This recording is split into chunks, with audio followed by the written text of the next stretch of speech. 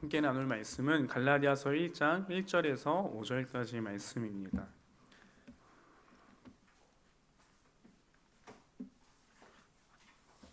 갈라디아서 1장 1절에서 5절까지 말씀입니다.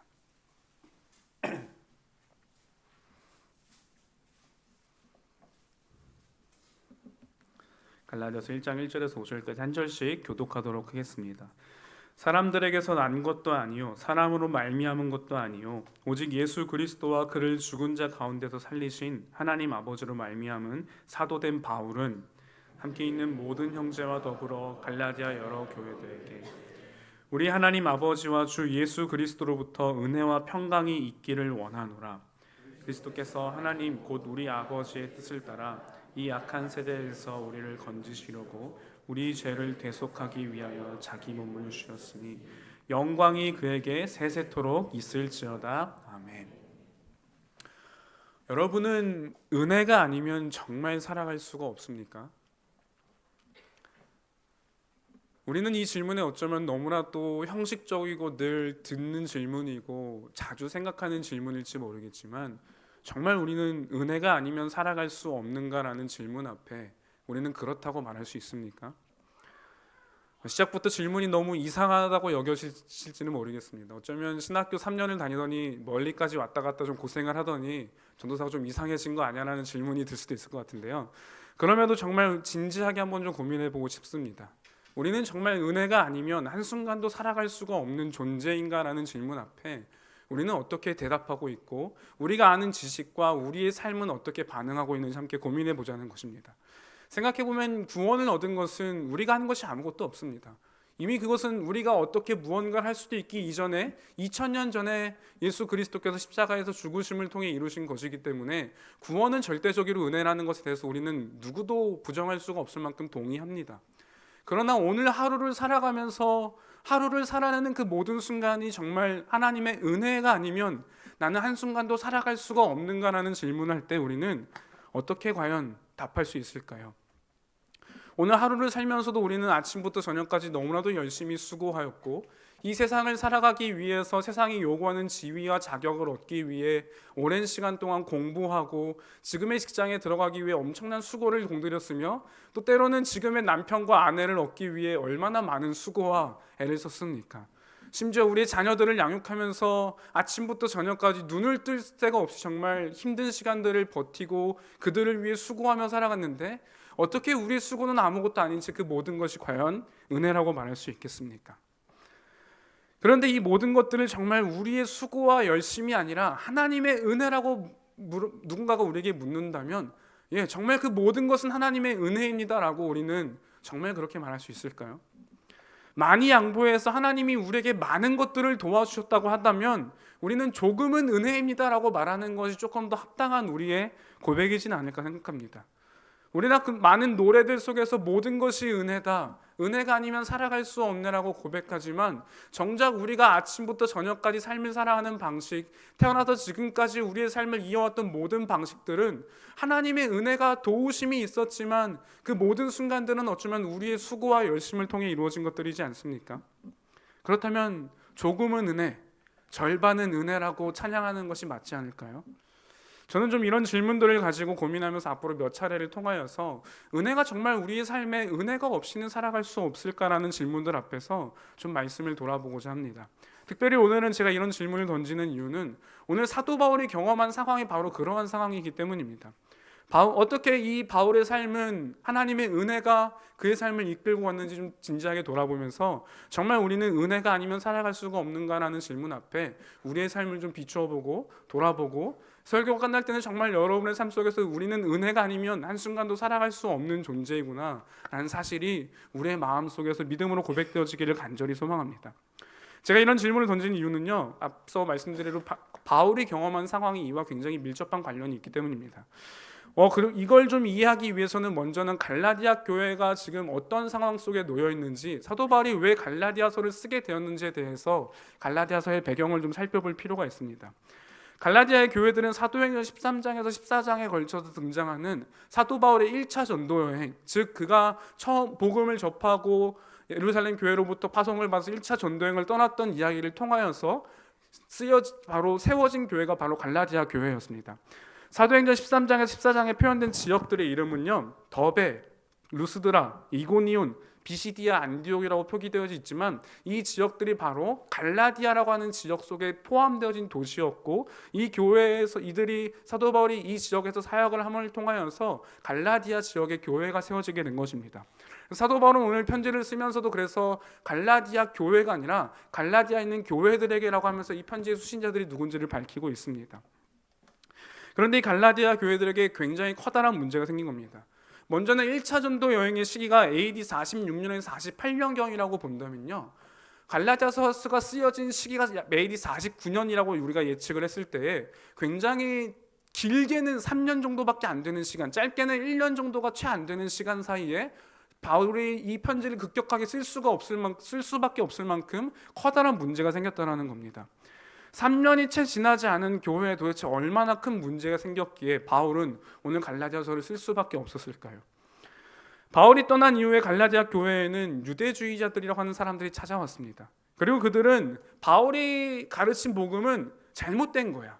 그것은 왜곡된 복음이고 그거는 정말 하나님께서 가르쳐준 복음이 아니라 바울이 복음을 사실 잘 몰라서 너희들에게 반쪽짜리 복음, 왜곡된 복음을 가르쳤어 라고 주장하였고, 갈라디아 교회들은 그들의 주장에, 위 유대주의자들의 주장에 깊이 있게 빠져들음으로 인하여서 그들은 바울의 복음을 배척하고 바울의 복음에 대해서 바울의 복음 잘못된 거라고 인식하고 유대주의자들을 따랐다는 것입니다. 이로 인하여서 바울은 비통한 심정으로 오늘 갈라디아서를 쓰게 된 것이고, 갈라디아 교인들에게 너희가 지금 들은 그 소식들은 거짓된 것들이고 진짜 복음은 바로 이거야라고 설명하기 위해서 오늘 갈라디아서를 쓰고 있다는 겁니다. 아마 갈라디아 교회들에게 찾아왔던 유대주의자들은 이런 식으로 복음을 전했을 겁니다. 너희들이 바울이라는 사람이 전한 복음을 듣고 예수님을 믿게 되었다고 들었는데, 야, 그거는 너무 잘된 일이야. 근데 있잖아 얘들아, 바울은 예루살렘에 가서 사도들에게 복음을 배운 사람이야. 그렇기 때문에 그 사람은 복음에 대해서 완전하게 배우지 못했고 조금밖에 복음을 배우지 못하고 복음을 전하기 위해 떠났기 때문에 그는 복음에 대해서 온전한 지식이 없었어. 그 사람은 갑작스레 우리도 모르는 새에 어느새 나타난 사람인데 너희들에게 전해준 복음은 믿음을 통해서 구원을 얻을 거라고 말했지. 근데 그거는 사실은 바울이 너희가 이방인이기 때문에 유대인이 아니기 때문에 할례와 율법을 요구하는 것은 굉장히 부담스러운 일처럼 느껴졌을 거기 때문에 바울은 너희에게 이 할례와 율법을 빼놓고 믿음을 통해서만 구원을 받을 수 있다라고 하는 반쪽짜리만 얘기했을 거예요. 그러니까 너희는 이 복음을 따르면 안 되고 바울은 충분히 믿을 수 있을 만한 사람도 아니기 때문에 지금 우리가 알려주는 이 복음을 따라야 돼. 너희가 지금부터 우리와 함께 율법을 지키고 할례를 지킴을 통하여서 우리가 온전히 하나님의 백성이 되어져야 되고 온전히 그렇게 함을 통하여서 우리는 하나님의 사람이 될 수 있다라고 이 유대주의자들은 가르쳤던 거였습니다. 그리고 이런 유대주의들의 가르침은요, 쉽게 말해서 제대로 먹힌 겁니다. 제대로 먹혀들었고 유대주의자들의 가르침이 갈라디아 교회를 다 점령할 만큼 갈라디아 교회는 율법과 할례를 지킴을 통하여서 우리는 하나님의 백성이 될 수 있다라는 그들의 가르침에 완전히 넘어갔던 겁니다. 그런데 질문은 이런 거죠. 왜 그러면 도대체 이들은 바울로부터 복음을 들은 지 몇 년이 채 되지 않았는데 어쩌면 이렇게도 빨리 3년이 채 되지 않는 시간 만에 바울의 복음을 다 저버리고 유대주의자들의 복음을 따르게 된 걸까? 당시 로마 사회에서는요, 기존의 종교, 즉 그들이 섬기고 있던 어떤 우상 숭배, 헬라의 종교들로부터 떠난다는 것은요, 사회적인 고립을 불러오는 것이었습니다. 왜냐하면 당시 로마 사회는 헬라 철학과 헬라적인 어떤 요소들로 이루어진 많은 종교들이 있었기 때문에 그들의 사업, 공무원과의 관계, 그들의 열심히 어떤 직장 생활 모든 것들이 이 우상 숭배와 관련된 것들이었습니다. 그러나 바울이 가르친 예수 그리스도를 믿는 복음을 믿게 된다면 그들은 이 우상 숭배와 결코 함께할 수가 없는 것이었죠. 우상 숭배로부터 떠났기 때문에 그들은 더 이상 이 일반적인 로마 사회 속에 들어가서 함께 어울리고 함께 살 수가 없었습니다. 그들은 이로 인하여서 직장을 잃었을 수도 있고 이로 인하여서 사람들로부터 배척당하고 고립되어졌을 겁니다. 그렇기 때문에 바울이 있을 때는 그래도 바울로부터 복음을 들었고 그 복음의 열심을 통하여서 복음의 가르침을 통하여서 당장에는 그런 문제에 빠져들지 않았지만 바울이 이미 떠났고 시간이 흘러갈수록 그들은 그 고립감 속에서 절망과 고통을 느꼈을 겁니다. 그리고 그때 때마침 유대주의자들이 찾아와서 이 갈라디아 교회인들이 갖고 있었던 문제를 잘 파고들었고 그들의 외로운 면을 알았던 유대주의자들은 우리와 함께하자.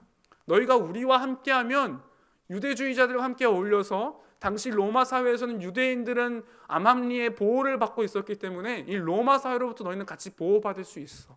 그러니까 우리랑 함께 지내면서 너희도 우리의 이 올바른 복음을 따르길 원해 라고 했던 것이고 그들은 바로 이 왜곡된 복음을 따라갔던 겁니다. 이러한 소식을 듣게 되었을 때 바울의 마음은 어땠을까요? 자신이 오랜 시간을 들여서 1차 전도 여행에서 복음을 전하고 심지어 자신의 목숨을 던져서 이 루스드라 지역에서는 복음을 전하다가 돌에 맞아 죽을 뻔한 적이 있었거든요. 그렇게 복음을 전하고 수고해서 세워진 교회들이 다 잘못된 복음을 따르게 되어졌고 왜곡된 복음을 따르게 되어진 겁니다. 바울이 느끼는 충격과 배신감은 그에게 얼마나 큰 고통을 주는 것이었을까요? 그러한 모습이 바로 오늘 1장 1절부터 굉장히 잘 드러나고 있습니다. 1장 1절에 보면요, 사람에서 난 것도 아니요 사람으로 말미암은 것도 아니다. 편지를 쓰면서요, 저희가 누군가한테 편지를 쓸 때 나는 누구누구야 라고 우리를 소개를 하면서 어떤 우리의 수식어를 붙인다면 야 나는 사람들한테 난 것도 아니야, 사람들이 날 세운 것도 아니야 라고 부정형이라고 하는 굉장히 격정된 어떤 표현을 통해서 저의 정체성을 설명하겠습니까? 바울 서신을 살펴보면 이러한 모습은 다른 어떤 서신에도 찾아볼 수가 없는 독특한 표현입니다. 나는 사람들이 세운 것도 아니고 사람들이 나를 훈련시켜서 만든 그런 사도도 아니고 나는 오직 하나님께서 세우신 그런 사도야. 바울은 자신의 정체성을 설명하면서 나는 사람들에게 난 게 아니라는 부정적인 면을 굉장히 강조하고 있습니다. 이 모습은 바울이 굉장히 지금 격정된 상태이고 흥분한 상태로서 이 지금 갈라디아서를 기록하고 있다는 모습을 보여주는 겁니다. 더불어 1장 8절을 보면요, 이렇게 얘기합니다. 하늘로부터 천사라도 우리가 너희에게 전한 복음 외에 다른 복음을 전하면 저주를 받을 거야. 편지를 쓰면서 바울은 우리가 전한 복음, 내가 사도로서 전했던 그 복음 이외에 다른 복음을 전하는 사람이 있다면 그들은 저주를 받을 건데 심지어 천사라고 할지라도 그들이 다른 복음을 말한다면 그들은 저주를 받게 될 거야라는 굉장히 격정된 표현을 쓰고 있는 겁니다. 이어서 9절에서 똑같이 한 번 더 말합니다. 만일 누구든지 너희가 받은 것 외에 다른 복음을 전하면 저주를 받을지어다. 그렇게 사랑하고 자기가 애쓰며 수고해서 세웠던 갈라디아 교회를 향하여서 너희가 나로부터 배웠던 복음이 아니라 다른 복음을 가르친다면 그게 너희일지라도 저주를 받게 될 거야. 1장 1절부터 그리고 8절 9절에서 나타난 바울의 격정된 모습은 바울이 갈라디아 교회들을 얼마나 아꼈는지, 한편으로는 그가 얼마나 커다란 고통감과 상실감과 배신감 속에서 오늘 이 편지를 대하고 있는지를 볼 수 있다는 겁니다. 이러한 갈라디아서의 독특성은요, 특별히 다른 바울 서신들, 바울이 썼던 편지들과 좀 비교해 볼 때 굉장히 독특성을 갖고 있습니다. 바울은 특별히 편지를 쓰기 시작할 때 언제나 그 교회를 향한 감사의 고백들을 담았습니다. 로마서 1장 8절에 보면 이렇게 바울은 말합니다. 너희 모든 사람에 관하여 내 하나님께 감사함은 너희 믿음이 온 세상에 전파됨이로다. 로마 교회를 향하여서 한 번도 가본 적이 없던 교회를 향할 편지를 쓰면서 너희로 인하여서 로마 지역의 많은 사람들이 복음을 듣게 되었고 너희 교회의 소식이 사람들에게 전파되고 그 소식이 알렸다는 사실로 바울은 감사했습니다. 심지어 놀라운 건요, 이러한 표현들이 모든 바울 서신에 등장하고요, 굉장히 신기한 거는 고린도 교회를 향해서도 바울이 감사했다는 겁니다. 우리가 성경에서 고린도 교회는 정말 문란하고 성적으로 타락하고 이게 교회야라고 살 수 있는 그런 교회이지 않습니까? 근데 저희 한번 고린도전서 1장 4절 한번 같이 한번 찾아볼까요? 고린도전서 1장 4절입니다. 함께 읽겠습니다. 그리스도 예수 안에서 너희에게 주신 하나님의 은혜로 말미암아 내가 너희를 위하여 항상 하나님께 감사하노니. 바울은 고린도 교회가 갖고 있던 문제를 잘 알고 있었습니다. 수많은 영적 지식들이 자신들은 충만하다는 이유로 서로를 얕보고 서로를 자랑하고 깔보았던 그런 고린도 교회였고, 성적인 문제로 타락하여서 굉장히 고통스러운 시간을 보내고 있는 교회였음에도 내가 너희 교회를 생각하면 너무나도 감사해. 너희는 믿음에 대한 지식이 정말 깊이 있게 쌓여가고 있고, 너희가 정말 모든 은사에 부족함이 없이 너희가 하나님 안에 있는 사람인 걸 드러내고 있구나. 그로 인하여서 나는 너희 교회를 생각하면 커다란 감사가 된다라고 바울은 기록하고 있는 겁니다. 이처럼 모든 바울서 시에는 각 교회를 향한 감사의 제목들이 담겨 있습니다. 근데 놀랍게도 갈라디아서에서는요, 아무런 감사의 이야기가 없습니다. 유일하게 바울이 썼던 편지 중에서 감사의 내용이 담겨 있지 않은 유일한 편지가 바로 갈라디아서입니다. 그만큼 바울은 지금 갈라디아 교회들로 인하여서 화가 나 있고 고통스러운 상태임을 보여준다는 겁니다. 그래서 갈라디아서에는요, 감사에 대한 내용보다는 질책이 담겨 있습니다. 바울은 1장 6절에서 말하기를, 갈라디아 교회들아, 너희를 그리스도 예수의 은혜 안으로 하나님께서 은혜로 불러주셨는데 너희가 이거를 속히 떠나버렸다는 겁니다. 바울이 정말 속히 떠났다고 할 수 있을 만큼 갈라디아 교회는 개척된 지 약 3년이 채 안 된 교회였음에도 불구하고 복음을 들은 지 3년도 채 되지 않은 교회가 속히 하나님의 은혜를 떠나버렸다는 겁니다. 떠난 것만이 아니라 그들은 거짓된 복음을 따랐고 다른 복음을 따르고 인해서 바울은 분해서 견딜 수가 없다는 겁니다.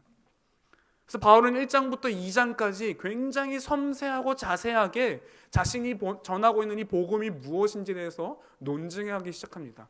그는 예루살렘에 가서 한 번도 사도들에게 복음을 배운 적이 없다고 말합니다.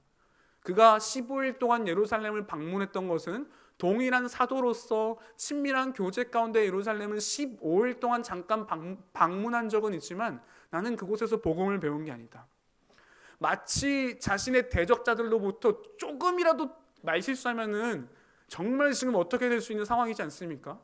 바울은 그래서 굉장히 조심스럽게 자신의 지나왔던 모든 여정들을 역사적인 순서에 따라서 이 논증해 가기 시작하면서 정교하게 이 과정들을 설명하면서 이 복음을 주신 분이 도대체 누구시냐? 나는 이 복음을 사도들한테 배우거나 누군가한테 들어서 안 게 아니라 하나님께서 나에게 직접 복음을 알려주셨어.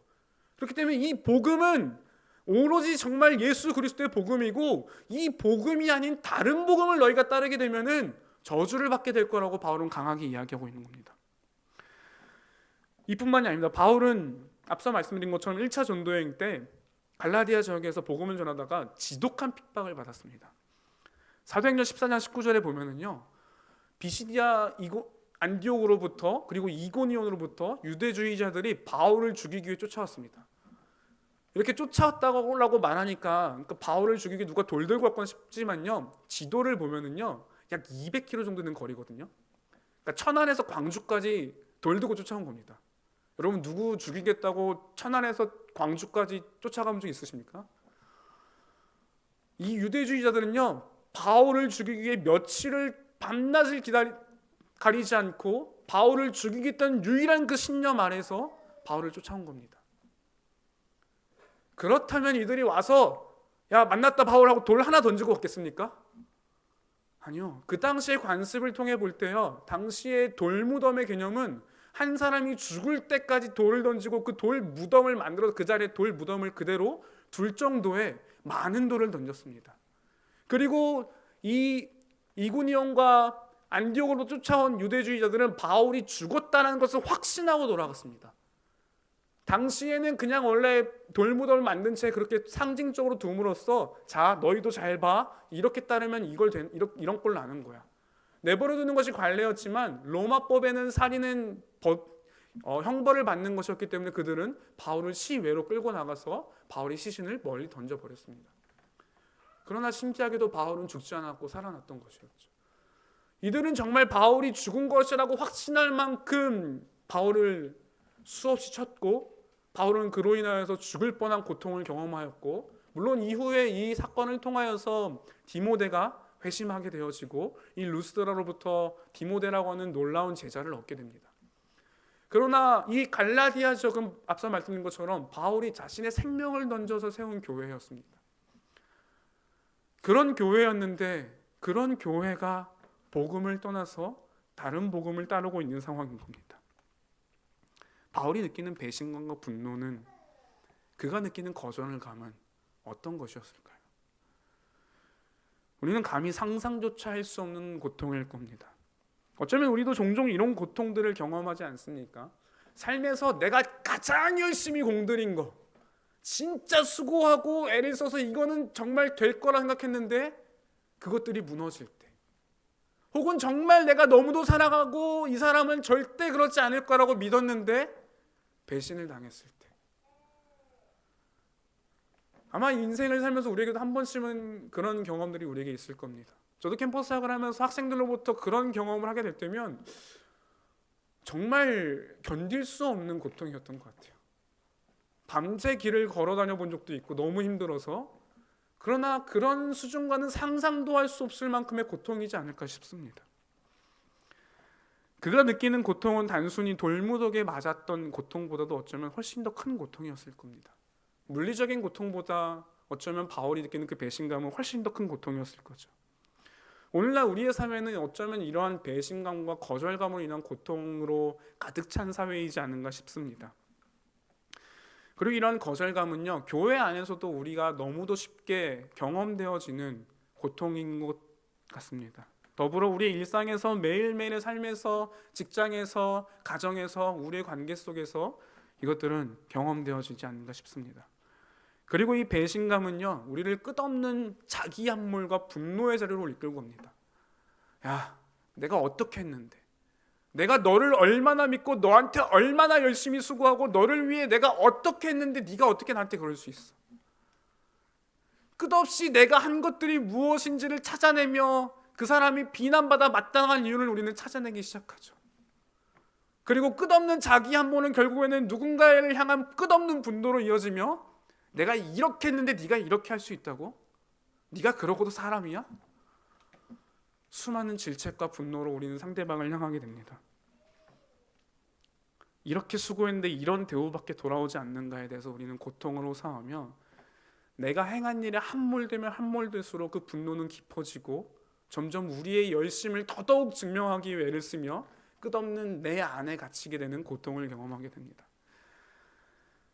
슬픈 거는 오늘 이런 현실이 교회에서 너무나도 빈번하게 일어나는 겁니다. 세상에서는 그래도요, 그냥 그저 그렇게 살아요. 그래, 쟤는 원래 그런 사람이니까. 기대감이 없는 거죠. 그냥 어느 정도 선을 유지하면서 잘 부딪히지 않을 정도로 이렇게 사이를 유지하자라고 하면 우리는 그렇게 살아갑니다. 근데 교회에서는 어떻습니까? 기대감이 있잖아요. 교회에서는 그래도 사람들에 대한 기대감이 있고, 그리스도는 다르겠지라는 기대감이 있기 때문에 내가 이렇게 하면 돌아오는 어떤 반응들이 있겠지, 내가 이렇게 수고하면 우리의 공동체가 살아나지 않을까, 우리의 코이노냐가 이렇게 내가 열심히 하면은 뭔가 그래도 은혜도 있고 회복이 있지 않을까. 근데 이런 기대감이 커지면 커질수록, 그리고 그 기대감이 채워지지 않을 때 우리의 실망감은 점점 깊어지는 거죠. 그리고 내가 이렇게 했는데, 내가 우리의 공동체를 위해서, 너를 위해서 이렇게 애를 썼는데 어떻게 이럴 수 있어? 교회를 향한 비난과 질책은 그렇게 우리의 실망감은 점점 깊어지는 겁니다. 해도 너무하다고 생각하죠. 왜 너무한 거죠? 우리가 했기 때문인 거죠. 내가 그만큼 안 했으면은요, 실망할 게 없거든요. 근데 우리가 그렇게 했기 때문에 우리는 그것이 너무나도 고통스러운 겁니다. 끝없이 내가 얼만큼 했는지를 집중하고 있기 때문에 돌아오는 상처는 훨씬 크고 견딜 수가 없고 고통스러운 겁니다. 그래도요, 교회에서 이러는 건 좀 괜찮은 것 같습니다. 더 속상하고 비참한 것은 우리의 일상을 돌아보면 매 순간순간이 이런 거절감과 배신감으로 가득하다라는 것이 우리의 삶의 현실이라는 것이 더욱 비참하게 만드는 것 같습니다. 개인적으로 지난주에 이렇게 학기가 끝나고요, 드디어 방학했지 않습니까? 저도 방학을 기다렸는데 저보다 많은 사람이 제 방학을 기다리고 있었더라고요. 물론 저희 집에 있는 가족들부터. 그래서 정말 일주일 동안 열심히 섬겼어요. 아이들 매일 저녁마다 놀이터로 데리고 나가고, 매일 할 수 있는 모든 최선을 다하고, 아내를 위하여서 그동안 한 학기 동안 수고했은 아내를 위해서 주 3회 자유부인, 주 3회면 대단한 거지 않습니까? 그 큰 걸 제가 해줬거든요. 그리고 정말 애들한테 다 해주고 저녁밥도 막 차려주고 진짜 열심히 하고 있었는데 진짜 이제 모든 에너지를 다 쏟고 딱 방에 누워있는데 사랑하는 아내가 저에게 이렇게 여보가 나를 좀 더 친절하게 대해주면 좋겠어 라는 말을 듣는데요, 그 순간부터 뭐가 보이니까 갑자기 내가 일주일 동안 어떻게 살았는지가 보이는 거예요. 갑자기 그게 되게 서운하고 섭섭하게 느껴지는 겁니다. 여러분 표정들을 보니까 지금 내 이놈 하면서 지금 그 당연한 걸 그거는 네가 해야 되는 일인 거야 하고 여러분 저희가 다 그러잖아요. 예. 근데 정말 그 순간에 치졸하게도 그 순간에 나는 뭘 보고 있냐면요, 내가 일주일 동안 얼마나 열심히 했는데, 내가 주 3회 그 힘들다는 자유오브인 보내주고요, 밤 몇 시까지 들어와 시간 제한도 없고 마음껏 친구들과 이렇게 지내다가 다 해줬는데, 이게 보이기 시작하는 겁니다. 근데 그 순간 제가 깨달은 건요, 이게 죄가 우리를 통치하는 방식이구나. 죄는 이렇게 우리를 잡아먹구나. 하나님으로부터 불러온 이 하나님 앞에서 단절을 불러온 죄는 끝없이 나 자신에게만 집중하게 만들고 내가 행한 일들만을 바라보게 만드는 게 죄의 결과이구나. 내가 한 것들이 얼마나 중요한 일인지, 내가 한 것들이 얼마나 수고한 일인지를 증명하는 것을 보게 하는 게 바로 죄의 결과라는 겁니다. 존 스토트는 그래서 이 죄에 대해서 이렇게 정의합니다. 이것은 자기 중심으로 향하는 성향 또는 경향이다. 이것은 우리가 계속 물려받는 것이며 우리의 인간성 속에 깊숙이 뿌리박고 있다가 갖가지 추악한 방법으로 나타난다. 죄는 우리의 마음의 일부를 오염시킨 게 아닙니다. 우리의 전 인격, 생각부터 우리의 모든 것들을 타락시켰고, 그리고 나서 죄가 하는 것은 타락시킴으로 끝나는 게 아니라 그 타락한 것들을 선한 것으로 포장하여서 자랑하게 만든다는 겁니다. 이 추악한 것이 추악한 것인지도 모르고 내가 한 열심은 정말 정당하고 너에게 칭송받아 합당한 거야라고 포장하게 만드는 게 바로 죄의 역할이라는 겁니다. 그런데 이런 관점에서 바울의 관점을 살펴보면 굉장히 흥미롭습니다. 바울은 분명히 갈라디아 교회들이 거짓된 복음, 왜곡된 복음을 따르고 있음으로 해서 고통받고 있고 힘겨운 시간들을 보내고 있었을 겁니다. 화가 나 있었을 겁니다. 그렇기 때문에 1절에 분명히 말하기를 굉장히 격강된 목소리로, 나는 사람으로부터 난 것도 아니고 사람들로부터 세워진 사도가 아니야, 나는 하나님께서 나를 세우신 사도야 라고 굉장히 그는 흥분한 목소리로 이야기하고 있습니다. 그런데 2절 3절을 보면은요, 바울은 굉장히 오늘 놀라운 고백을 합니다. 함께 있는 모든 형제와 더불어 갈라디아 여러 교회들에게 우리 하나님 아버지와 주 예수 그리스도로부터 은혜와 평강이 있기를 원하노라. 여러분이 바울이셨으면 어떻게 대했을 것 같습니까? 저였으면요, 저희 아내한테도 그러는데 교회를 향해서 어떻게 당신들이 그럴 수 있어? 내가 루스드라에서 그렇게 돌 맞아 죽을 뻔하면 세운 교회인 거 니들이 몰라?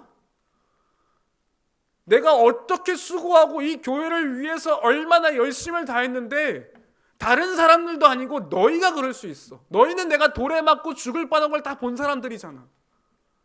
근데도 그렇게 나를 믿지 못하고 그 유대주의들에게 속아 넘어가서 거짓된 복음을 따르고 있어? 너희가 그러고도 정말 교회라고 할 수 있니? 이런 분노와 호통이 쏟아질 것 같은데 바울은 그렇지 않습니다. 바울은 오히려 나는 사람들로부터 나지 않았어. 사람들을 통해 세워진 것도 아니며 그리스도를 살리신 하나님께서 사도로 세운 나 바울은 너희에게 예수 그리스도의 은혜와 평강이 있기를 간절히 원한다. 은혜와 평강이 너희 교회에 있기를 원한다는 게 바울의 소원인 겁니다. 그는 비록 갈라디아 교회들이 다른 복음을 따름으로 비통한 심정이 있었습니다. 그러나 그가 정말 원했던 것은 자신을 알아주지 않음으로 인하여서 분노하고 고통했던 것이 아니라 하나님으로부터 받은 복음이 아니라 유대주의자들이 가르친 잘못된 거짓된 왜곡된 복음을 받아들인 사실로 인해서 고통스러움을 겪고 있다는 겁니다. 대체 은혜와 평강은 무엇입니까? 이것이 도대체 무엇이기에 바울은 그토록 고통스러운 상황 중에도 너희 교회에게 은혜와 평강이 있기를 원한다고 바울은 말하는 겁니까? 여기서 사용된 평강이라고 하는 단어는요, 구약 성경의 히브리어로 샬롬이라고 하는 단어입니다. 예, 익숙한 단어이죠. 예, 저희 교회 이름입니다. 베샬롬, 평안의 집이란 뜻입니다. 이 구약 시대에 나타난 샬롬은 성경에서 굉장히 중요한 의미를 담는 건데요, 하나님의 완전한 통치로 인하여서 결핍이 없는 상태입니다. 완전한 샬롬이 이루어진 상태는 결핍이 없기 때문에 그 결핍이 없는 완전함 속에서 피조물들이 완전한 번영을 누리게 되고, 그로 인하여서 완전한 교제, 그 속에서 일어난 참된 기쁨을 누리는 것이 바로 오늘 구약 성경이 우리에게 가르치는 샬롬이고, 바울은 그 샬롬이 오늘 너희에게 있기를 원한다라고 갈라디아 교회를 향하여서 복을 주며 말하고 있는 겁니다. 즉 바울은 갈라디아 교회들이 이 참된 샬롬의 복, 하나님의 완전한 통치 가운데 나타나는 그 복을 누리기를 원한다고 말하고 있는 겁니다. 그러면 이럴 수 있죠. 바울은 지금 평강이 없지만 그 평강을 그냥 인사말로 바울의 모든 편지에서 이 단어가 나타나니까 그렇게 쓸 수 있는 거 아니야? 정말 그랬을까요? 바울은 스스로가 은혜 가운데 이 평강을 누리고 있기 때문에 결코 자신이 한 일, 내가 수고한 열심에 함몰되었던 것이 아니라 하나님의 은혜를 이야기할 수 있던 겁니다. 그렇다면 이 평강을 누리게 하는 진짜 힘은 무엇입니까? 바로 그것이 은혜입니다. 바울은 4절에서 말하기를 그리스도께서 하나님의 뜻을 따라 우리 죄를 대속하기 위하여서 자기 몸을 주셨다라고 말합니다. 그가 누리는 은혜는 바로 예수 그리스도께서 자신을 내어주신 은혜라는 겁니다. 하나님께서 자신에게 내어주신, 자신을 온전히 내어주신 그 예수 그리스도의 그 은혜를 바울은 보았기 때문에 자신이 갈라디아 교회를 세우기 위하여서 자신의 생명을 드렸던 것도 뭐였습니까? 그 은혜로 인한 결과였다는 겁니다. 내 수고와 내 열심을 통해서 루스드라에서 맞아 죽을 뻔한 수고를 감당했던 게 아니라 하나님께서 자기 자신을 우리에게 내어주셨던 것처럼 그 은혜가 있었기에 난 너에게 나를 내어줄 수 있었던 거야. 그것이 바로 바울이 누리는 평강의 이유인 것이고, 그는 더 이상 자신의 수고나 자신의 열심, 자신이 이 갈라디아 교회를 어떻게 개척하였는지에 대해서 기록하는 것이 아니라 그리스도가 하신 일이 무엇인지를 그는 오늘 편지를 통해서 기록하고 있는 겁니다.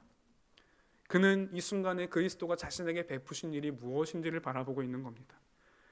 그렇기 때문에 그는 은혜 속에서 참된 평강을 누리고 있고, 그 은혜에 사로잡혔기에 그 속에서 누리는 절대적인 샬롬이라고 하는 평강 가운데에서 그 평강이 너희에게도 있기를 원한다라고 편지하고 있는 겁니다. 바울에게는 구원만이 은혜이고 일상의 삶은 은혜가 아닌 자기의 수고나 열심이 아니었습니다. 그 모든 열심과 수고는 은혜의 결과였습니다. 앞서 말씀드린 것처럼 그리스도께서 자신을 내어주셨기에 바울은 자기 자신을 내어주는 것이 아깝지 않았던 겁니다. 그리스도가 베푸신 십자가의 은혜를 그는 모았기에 사람들이 자신의 사도권을 인정해주지 않는 것으로 인해서 고통스러웠던 게 아니라 사도권을 열심히 논증함을 통하여서 이 복음은 진짜야, 내가 사도라는 것이 너희들이 인정하지 않아서 고통스러운 게 아니라 이 복음이 진짜라는 사실을 증명하기 위해서 그는 이 사도권이 하나님께로부터 왔다는 사실을 1장부터 2장까지 그는 열심을 다해 논증하고 있는 겁니다. 그에게 가장 중요한 것은 복음의 진정성이기 때문입니다. 예수 그리스도로부터 자신이 누린 그 은혜가 자신을 바꿨고 자신의 어떤 수고를 보게 하는 것이 아니라 그 자신의 삶의 모든 결과들은 은혜로 인한 결과였다라는 것을 알았기 때문에 그는 결코 자기에게 함몰되지 않았고 오직 예수 그리스도의 그 은혜에 대해서 가르치고 있는 겁니다. 거꾸로 죄는 우리가 한 수고와 열심을 증명하는 일에 애쓰며 수고하게 합니다. 교회 공동체에서 내가 한 일, 이들을 위해 내가 섬겼던 일, 우리의 교회를 위해서 내가 수고한 일, 세상에서 내가 이 지식과 직장과 우리의 가정을 이루기 위해서 수고하고 애썼던 일들. 그러나 은혜는 이것들을 지워버리는 겁니다. 더 이상 그것이 내게 나의 수고나 나의 열심이 아니라 그 모든 순간도 은혜임을 볼 수 있도록 하나님 아버지께서 우리에게 행하시는 일을 보게 하는 것이 바로 은혜입니다. 그러나 우리가 죄 가운데 있을 때는 이것이 혹여나 누군가가 나를 안아주지 못하면 고통스럽고 서운합니다. 그러면서 우리는 모든 순간들이 다 은혜야, 은혜가 없이는 살아갈 수가 없어, 모든 것이 은혜, 수많은 찬송들을 부르지만 정작 우리의 마음이 정말 예수 그리스도의 십자가를 기억하지 않는다면 우리는 한순간도 은혜가 아닌 우리의 수고로밖에 채워진 인생을 경험할 수가 없는 겁니다. 바울이 경험하고 누렸던 은혜는 바울의 수고, 나를 지웠습니다. 그리고 오직 그리스도만이 그에게 남게 했습니다. 바울은 스데반을 죽인 사람이었고 그 현장에서 그것을 찬송했던 사람이지만 하나님은 그런 자신을 사도로 불러주셨기에 자신이 했던 그 모든 수고를 지우고 이제 예수 그리스도를 볼 수 있게 은혜를 경험했던 겁니다. 하나님은 예수 그리스도를 죽음 가운데 살리셨다는 사실을 바울은 보았고 그를 통하여서 이 악한 세대 가운데 죄의 통치 가운데 살아갈 수밖에 없는 우리를 이 악한 세대에 속한 사람이 아니라 예수 그리스도의 은혜에 속한 자로 불러주신 하나님의 은혜가 얼마나 크고 놀라운 것인지를 보았던 겁니다. 바울은 예수 그리스도의 십자가에 나타난 그 무한한 영광을 보았던 겁니다. 바울은 더 이상 자신이 보이지 않습니다. 우리의 찬송가 고백처럼 구속한 주만 보이도다. 세상과 나는 간 곳 없고 구속한 주만 보이도다. 이 고백은 단순히 찬송가의 고백이 아니라 지금 이 순간 갈라디아서를 기록하고 있는 바울의 실제 고백이었고 그의 삶의 모습이었습니다. 그랬기에 바울은 오늘 요한복음 14장 27절에서 말하는 예수 그리스도만 줄 수 있는 평안, 세상이 줄 수 없는 평안을 누리고 있는 겁니다. 그리고 고린도후서 5장 14절에서 그는 말하기를 그리스도의 사랑이 우리를 강권하시는도다. 내 삶은 내가 열심과 수고를 다해 살아가는 게 아니라 하나님의 은혜가 나를 강권해서 이끌고 가는 거예요. 그렇게 내 모든 삶의 그 모든 수고는 내가 다한 수고가 아니라 예수 그리스도의 그 십자가가 이끈 일들이고 그 모든 결과는 그리스도로 인한 은혜의 결과들이야.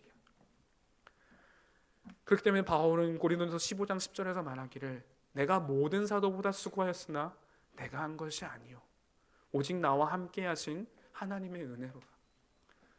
어느 누가 바울이 수고하지 않았다고 말할 수 있을까요? 40에 한 대 감한 매를 수차례 맞았고 루스더라에서는 돌에 맞아 죽을 뻔했던 그의 인생이었습니다. 3번의 전도여행 그리고 정말 로마로 가기를 꿈꿨지만 결국에는 로마의 죄수로 끌려가며 사형을 기다리며 바울은 그렇게 처참한 인생을 마감했지만 그의 인생의 그 모든 순간들은 자기의 수고는 없었습니다. 그 모든 순간들은 예수 그리스도의 은혜였습니다. 그렇기 때문에 그에게는 모든 순간이 은혜였던 것입니다.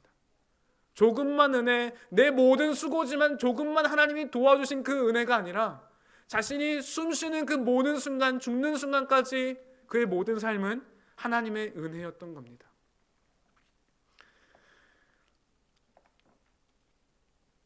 은혜는 우리가 우리의 공로 안에 갇히지 않게 하나님의 하신 일, 하나님께서 우리를 위해 행하신 일을 바라보게 해줍니다. 하나님께서 베푸신 은혜는 우리가 행한 어떤 그 수고와도 견줄 수가 없고 비교할 수가 없을 만큼 크고 놀라운 것이기 때문에 더 이상 우리의 비참한 실력을 자랑하게 우리를 인도하지 않습니다. 그렇기 때문에 우리는 오직 그리스도만을 자랑할 수 있다라고 바울은 얘기하는 겁니다. 저는 오늘 설교를 시작하며 여러분께 이렇게 질문을 드렸습니다. 여러분은 정말 은혜가 아니면 살아갈 수가 없습니까? 우리의 모든 순간은 정말 은혜라고 말할 수 있습니까? 바울은 자신의 삶을 통하여서 예수 그리스도를 보았기에 그 모든 순간이 은혜였다고 고백할 수 있을 겁니다. 돌아왔던, 겪어왔던 우리의 그 모든 순간들은 하나님의 은혜가 아니었으면 우리는 이 자리에 결코 앉아있을 수 없을 겁니다. 우리가 숨을 쉬는 그 모든 순간도 하나님의 주권적인 은혜 속에 있다는 사실, 죄가 우리의 전인격을 망가뜨렸다면 예수 그리스도 십자가는 우리의 전인격을 회복시킨 사건이기 때문에 우리가 살아가는 그 모든 순간은 절대적인 은혜입니다. 은혜가 없이는 우리는 나라는 존재라는 작은 세상 속에서 그리고 옆에 있는 누군가보다 내가 조금 더 크기 위해 수고하고 애쓰며 밖에 살아갈 수가 없습니다.